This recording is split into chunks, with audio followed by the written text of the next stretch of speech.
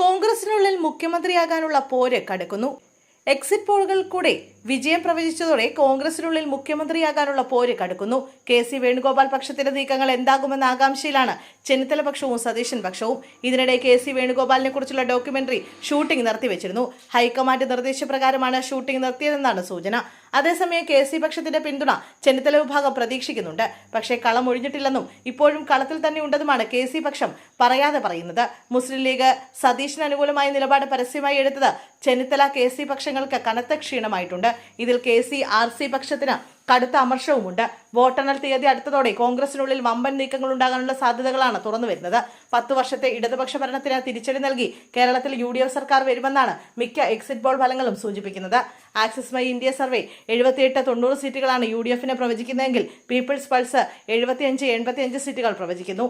CNN Vote Web 70-80, People's Pulse 75-85, Times Now JVC 70-75, Journo Mirror 65-80, People Insight 66-76, Chanakya Strategies 72-80, PMark 71-79 എന്നിങ്ങനെയാണ് മറ്റ് ഏജൻസികൾ UDF ഭരണത്തിന് സാധ്യത കൽപ്പിക്കുന്നത്.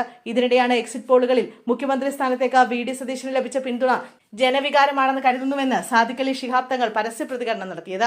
ആളുകളുടെ അഭിപ്രായം അതുതന്നെയാണെന്ന് തോന്നുന്നുവെന്നും സാദിഖ് അലി തങ്ങൾ അഭിപ്രായപ്പെട്ടു. UDF ജനവികാരം പരിഗണിച്ച് തന്നെയായിരിക്കും തീരുമാനമെടുക്കുക. മുഖ്യമന്ത്രി സ്ഥാനത്തേക്കും ജനവികാരം പരിഗണിക്കുമെന്നും അദ്ദേഹം വ്യക്തമാക്കി. മുഖ്യമന്ത്രി സ്ഥാനത്തിൽ തീരുമാനമെടുക്കേണ്ടത് കോൺഗ്രസ് ഹൈക്കമാൻഡാണ്. കോൺഗ്രസ് ഹൈക്കമാൻഡും ജനവികാരം മാനിച്ചായിരിക്കും തീരുമാനമെടുക്കുക. അവരും കാര്യങ്ങൾ മനസ്സിലാക്കുന്നവരാണല്ലോ എന്നും സാദിഖ് അലി ശിഹാബ് തങ്ങൾ വ്യക്തമാക്കി. അർഹതപ്പെട്ടത് ലീഗിന് ലഭിക്കും.